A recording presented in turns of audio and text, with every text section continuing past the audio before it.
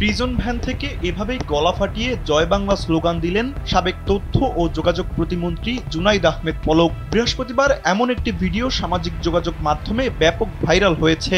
Viral হওয়া ওই ভিডিওতে জুনাইদ আহমেদ পলককে জয় বাংলা স্লোগান ছাড়াও আরো বলতে শোনা যায়, প্রতিক্রিয়াশীলদের বিরুদ্ধে প্রগতিশীলদের বিজয় অনিবার্য। শেখ হাসিনার পতনের পর জুলাই গণ অভ্যুত্থানে হত্যাকাণ্ডের ঘটনায় গ্রেপ্তার হয়ে কারাগারে আছেন সাবেক তথ্য ও যোগাযোগ প্রতিমন্ত্রী জুনাইদ আহমেদ পলক।